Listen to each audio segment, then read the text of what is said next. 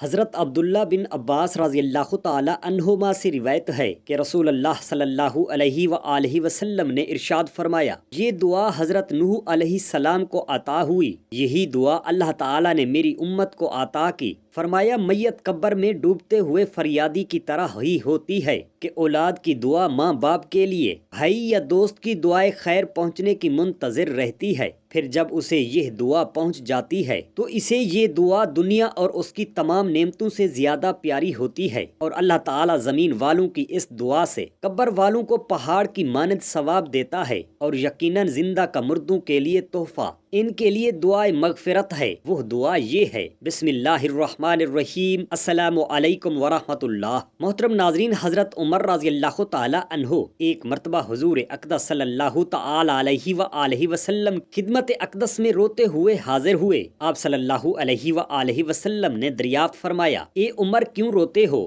عرض کی، حضور دروازے پر کھڑے ہوئے جوان کی گریہ وزاری نے میرا جگر ہلا دیا ہے۔ آپ صلی اللہ علیہ وآلہ وسلم نے فرمایا، اسے اندر لاؤ۔ جب جوان حاضر خدمت ہوا تو آپ صلی اللہ علیہ وآلہ وسلم نے پوچھا، اے جوان، تم کس لیے روتے ہو؟ اس نوجوان نے عرض کیا، حضور میں اپنے گناہوں کی کثرت اور رب ذوالجلال کی ناراضگی کے خوف سے رو رہا ہوں۔ آپ صلی اللہ علیہ وآلہ وسلم نے پوچھا، کیا تو نے شرک کیا ہے؟ اس جوان نے کہا، نہیں یا رسول اللہ صلی اللہ علیہ وآلہ وسلم۔ فرمایا، کیا تو نے کسی کو ناحق قتل کیا ہے؟ اس جوان نے عرض کیا، نہیں یا رسول اللہ صلی اللہ علیہ وآلہ وسلم۔ آپ نے دوبارہ ارشاد فرمایا، اگر تیرے گناہ ساتوں آسمانوں، زمینوں اور پہاڑوں کے برابر ہوں تب بھی اللہ تعالیٰ اپنی رحمت سے بخش دے گا۔ جوان بولا، یا رسول اللہ صلی اللہ تعالی علیہ وآلہ وسلم، میرا گناہ ان سے بھی بڑا ہے۔ آپ نے ارشاد فرمایا، تیرا گناہ بڑا ہے یا کرسی؟ عرض کی، میرا گناہ۔ آپ نے فرمایا، تیرا گناہ بڑا ہے یا عرش الہی؟ اس جوان نے عرض کی، میرا گناہ۔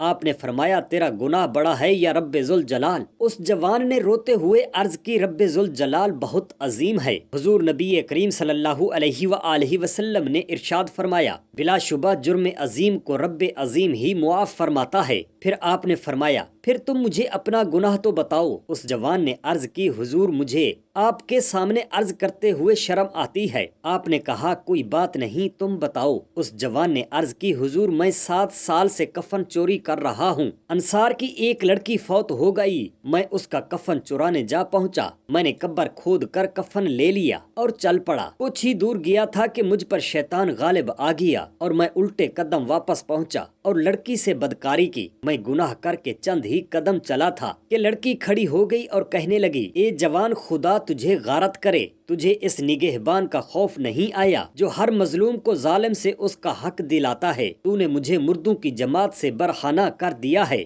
اور دربار خداوندی میں ناپاک کر دیا ہے۔ حضور نبی کریم صلی اللہ تعالی علیہ وآلہ وسلم نے جب یہ سنا تو فرمایا، دور ہو جا اے بدبخت، تو نار جہنم کا مستحق ہے۔ جوان وہاں سے روتا ہوا اللہ تعالیٰ سے استغفار کرتا ہوا نکل گیا۔ جب اسے اسی حالت میں 40 دن گزر گئے تو اس نے آسمان کی طرف نگاہ کی اور کہا، اے محمد و ابراہیم علیہ السلام کے رب، اگر تو نے میرے گناہ کو بخش دیا ہے تو حضور اقدس صلی اللہ تعالی علیہ وآلہ وسلم اور آپ کے صحابہ کرام کو مطلع فرما دو، وگرنہ آسمان سے آگ بھیج کر مجھے جلا دے اور جہنم کے عذاب سے بچا لے۔ اسی وقت حضرت جبرائیل علیہ السلام آپ صلی اللہ علیہ وآلہ وسلم کی خدمت اقدس میں حاضر ہوئے اور عرض کیا، آپ کا رب آپ کو سلام کہتا ہے اور پوچھتا ہے کہ مخلوق کو تم نے پیدا کیا ہے؟ آپ نے فرمایا، نہیں، بلکہ مجھے اور تمام مخلوق کو اللہ تعالی نے پیدا کیا ہے اور اسی ذات نے رزق دیا ہے۔ تب حضرت جبرائیل علیہ السلام نے کہا، اللہ تعالیٰ فرماتا ہے، میں نے جوان کی توبہ قبول کر لی ہے۔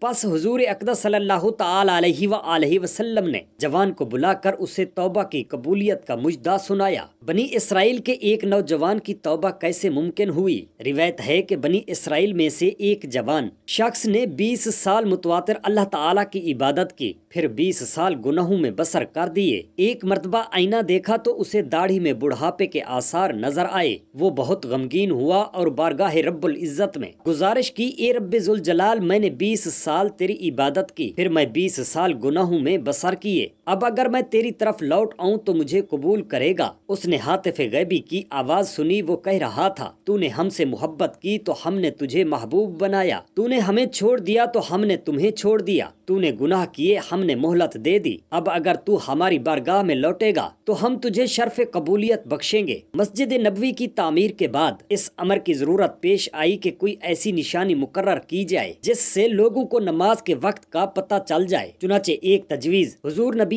کریم صلی اللہ علیہ وآلہ وسلم کو یہ پیش کی گئی کہ نماز سے پہلے بگل بجایا جائے، لیکن حضور نبی کریم صلی اللہ علیہ وآلہ وسلم نے اس طریقہ سے انکار کر دیا کیونکہ یہ طریقہ یہودیوں میں رائج تھا۔ ایک تجویز یہ پیش کی گئی کہ آگ جلائی جائے جس سے پتہ چل جائے گا کہ نماز کا وقت ہو گیا ہے۔ حضور نبی اکرم صلی اللہ علیہ وآلہ وسلم نے اس سے بھی انکار کر دیا کیونکہ یہ مجوسیوں کا طریقہ تھا۔ ایک تجویز یہ پیش کی گئی کہ ناقوس بجا کر نماز کا اعلان کیا جائے گا، مگر حضور نبی کریم صلی اللہ علیہ وآلہ وسلم نے یہ طریقہ بھی رد کر دیا کیونکہ ناقوس بجانے کا طریقہ عیسائیوں کی عبادت گاہوں میں رائج تھا۔ حضرت عمر فاروق رضی اللہ تعالی عنہ بھی اس مجلس مشاورت میں موجود تھے۔ آپ رضی اللہ تعالی عنہ نے حضور نبی کریم صلی اللہ علیہ وآلہ وسلم کو اپنے خواب سے آگاہ کیا کہ میں نے خواب میں کسی کو کہتے سنا کہ نماز کے لیے اذان کہو۔ حضرت عبداللہ بن زید رضی اللہ تعالی عنہ نے حضرت عمر فاروق رضی اللہ تعالی عنہ کے خواب کے بعد اپنے خواب کا ذکر کیا جس میں انہوں نے ایک شخص کو دیکھا تھا جس نے 2 سبز چادریں اوڑھ رکھی تھی اور اس نے اذان کے کلمات انہیں سکھائے تھے۔ حضور نبی کریم صلی اللہ علیہ وآلہ وسلم نے اس تجویز کو سن کر حضرت عبداللہ بن زید رضی اللہ تعالی عنہ کو حکم دیا کہ وہ اذان کے کلمات حضرت بلال حبشی رضی اللہ تعالی عنہ کو سکھائیں۔ حضرت بلال حبشی رضی اللہ تعالی عنہ نے حضرت عبداللہ بن زید رضی اللہ تعالی عنہ سے اذان کے کلمات سیکھنے کے بعد پہلی مرتبہ اذان دی اور یوں نماز سے پہلے باقاعدہ اذان دینے کا طریقہ رائج ہوا۔ حضرت عمر فاروق رضی اللہ تعالی عنہ نے اذان کی آواز سن کر حضور نبی کریم صلی اللہ علیہ وآلہ وسلم کی بارگاہ اقدس میں عرض کیا، یا رسول اللہ صلی اللہ علیہ وآلہ وسلم، یہ وہی کلمات ہیں جو میں نے خواب میں سنے تھے۔ حضرت عمر فاروق رضی اللہ تعالی عنہ نے اپنے بھتیجے حضرت عبداللہ بن زید رضی اللہ تعالی عنہ کے بتائے ہوئے کلمات کی تصدیق کی۔ حضور نبی کریم صلی اللہ علیہ وآلہ وسلم نے آپ ہی کی بات سن کر اللہ تعالیٰ کا شکر ادا کیا اور فرمایا، مجھے وحی کے ذریعے پہلے ہی یہ کلمات بتا دیے گئے تھے، مگر میں اس کی تصدیق اپنے صحابہ کرام رضوان اللہ علیہم اجمعین سے چاہتا تھا۔ حضرت ابو ہریرہ رضی اللہ تعالی عنہ سے مروی ہے کہ حضور رحمت عالم صلی اللہ علیہ وآلہ وسلم نے فرمایا، اس ذات اقدس کی قسم جس کے دست قدرت میں میری جان ہے، مردہ جب سر لاحد رکھا جاتا ہے تو وہ واپس جا کر جانے والوں کے جوتوں کی آہٹ بھی سنتا ہے۔ اب اگر وہ مومن ہوا تو اس کی غم گساری کی خاطر نماز اس کے سرہانے، زکوٰۃ دائیں طرف، روزہ بائیں طرف اور اس کے اعمال صالحہ لوگوں کے ساتھ نیکی و احسان اس کی ٹانگوں کے پاس آ کر کھڑے ہو جاتے ہیں۔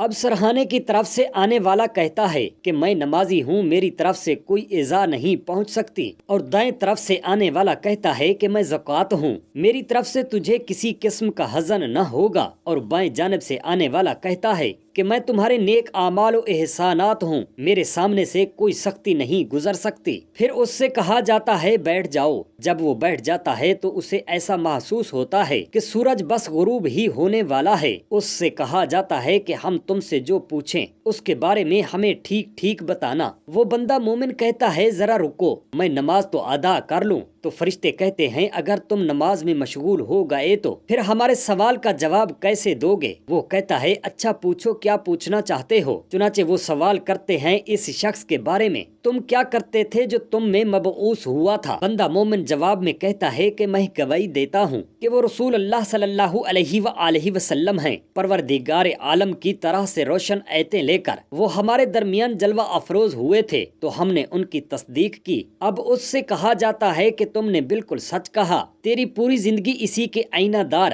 اور جان و دل سے ان کی پیروی کی، تیری موت بھی اس پر واقع ہوئی اور انشاءاللہ تو آمنین کے ساتھ اسی پر دوبارہ بھی اٹھایا جائے گا۔ اب اس کی قبر تا حد نظر پھیلا دی جاتی ہے۔ حکم خداوندی ہوتا ہے کہ جہنم کا ایک دروازہ اس کے لیے واگزار کیا جائے اور اس سے کہا جاتا ہے اگر تم اللہ کے نافرمان ہوتے تو سمجھو کہ یہی تمہارا ٹھکانہ تھا۔ یہ سن کر اس کا اشتیاق و سرور دو آتشا ہو جائے گا۔ اب حکم ہوگا کہ سوئے جنت کو جاتا ایک دروازہ اس کے لیے واگزار کیا جائے، چنانچہ واگزار کرنے کے بعد اس سے کہا جائے گا یہ تمہاری رہائش گاہ ہے اور وہ سب کچھ جو اللہ تعالیٰ نے خاص تمہارے لیے تیار کر رکھا ہے۔ اب اس کی شوق و لگن اور فرحت و انبساط کا گراف اور بھی بڑھ جاتا ہے۔ پھر جسم کو اس کی اصل مٹی کی طرف پلٹا دیا جاتا ہے اور اس کی روح سبز پرندے کی شکل میں خوشبودار ہوا میں اڑ کر جنت کے درخت پر آرام سے بیٹھ جاتی ہے۔ حضرت ابو ہریرہ رضی اللہ تعالی عنہ فرماتے ہیں جب میت قبر میں رکھ دی جاتی ہے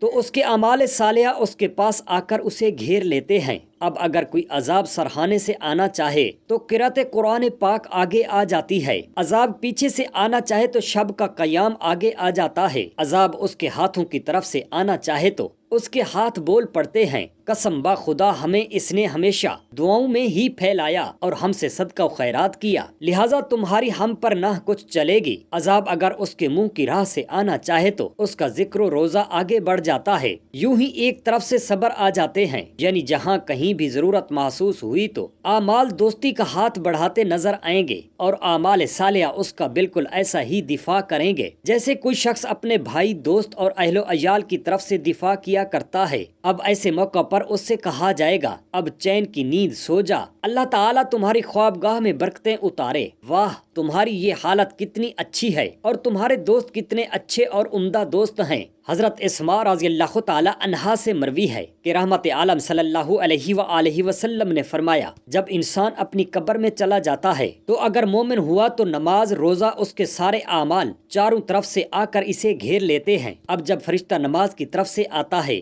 تو نماز اسے روک دیتی ہے، یوں ہی روزہ کی سمت سے آتا ہے تو روزہ آڑ بن جاتا ہے۔ اب فرشتہ پکار کر کہتا ہے اٹھ کر بیٹھ جا، جب وہ بیٹھ جاتا ہے تو فرشتہ پوچھتا ہے اس شخص یعنی محمد صلی اللہ علیہ وآلہ وسلم کے بارے میں تم کیا کہتے تھے؟ کہے گا میں ان کے رسول اللہ ہونے کی گواہی دیتا ہوں۔ وہ پوچھے گا تم نے کیسے جانا کہ یہ رسول اللہ ہیں؟ کہے گا بس میں گواہی دیتا ہوں کہ یہ اللہ کے رسول ہیں۔ یہ سن کر فرشتہ کہے گا اس شہادت پر تم نے زندگی بسر کی، اس پر دنیا سے اٹھے اور پھر اسی پر انشاءاللہ دوبارہ اٹھائے جاؤ گے۔ حضرت بحر بن نصر سائگ کہتے ہیں کہ میرے والد بہت ذوق و شوق سے نماز جنازہ میں شریک ہوتے تھے۔ کہنے لگے اے بیٹے ایک دن میں کسی کے جنازہ میں شریک تھا، جب لوگ اسے لے کر دفن کرنے چلے تو میں نے دیکھا کہ قبر کے اندر دو آدمی اترے، پھر ایک تو نکل گیا مگر دوسرا اسی میں رہ گیا اور لوگوں نے مٹی ڈال کر اسے بھی بند کر دیا۔ میں نے کہا لوگوں یہ تو بڑی عجیب بات ہے کہ تم نے مردے کے ساتھ ایک زندہ کو بھی دفن کر دیا۔ وہ سب بولے ایسی کوئی بات تو نہیں۔ کہتے ہیں تو میں نے اپنے جی میں سوچا کہ شاید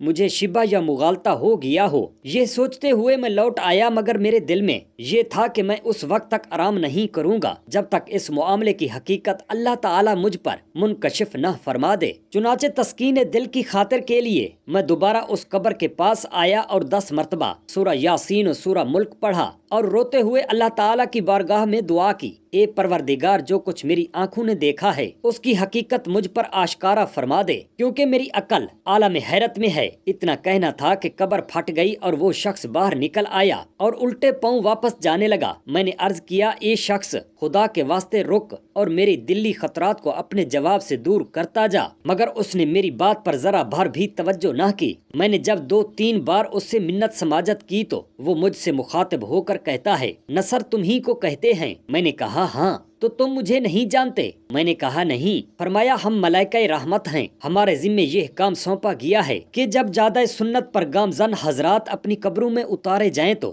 ہم جا کر انہیں تلقین کریں تاکہ ان پر حجت قائم ہو۔ اتنا کہہ کر وہ میری نگاہوں سے اوجھل ہو گیا۔ حضرت عبداللہ بن عباس رضی اللہ تعالی عنہما روایت فرماتے ہیں کہ رسول اللہ صلی اللہ علیہ وآلہ وصحابہ وسلم نے ارشاد فرمایا میت قبر میں ڈوبتے ہوئے فریادی کی طرح ہی ہوتی ہے کہ اولاد کی دعا ماں باپ کے لیے، بھائی یا دوست کی دعائیں خیر پہنچنے کی منتظر رہتی ہے، پھر جب اسے دعا پہنچ جاتی ہے تو اسے یہ دعا دنیا اور اس کی تمام نعمتوں سے زیادہ پیاری ہوتی ہے، اور اللہ تعالیٰ زمین والوں کی دعا سے قبر والوں کو پہاڑوں کی مانند ثواب دیتا ہے، اور یقیناً زندہ کا مردوں کے لیے تحفہ ان کے لیے دعائے مغفرت ہے۔ یہ دعا حضرت نوح علیہ السلام کی ہے۔ رب اغفر لی ولوالدی ولمن دخل بیتی مؤمنا وللمؤمنین والمؤمنات۔ حضرت عبداللہ بن مسعود رضی اللہ تعالی عنہ سے روایت ہے کہ نبی پاک صاحب الاولاق صلی اللہ علیہ وآلہ وسلم نے فرمایا، حضرت سیدنا عیسیٰ علیہ السلام کے زمانہ کے بعد کا واقعہ ہے کہ یمن کے صنعا شہر سے 2 کوس کی دوری پر ایک باغ تھا جس کا نام سروان تھا۔ اس باغ کا مالک بہت نیک نفس تھا۔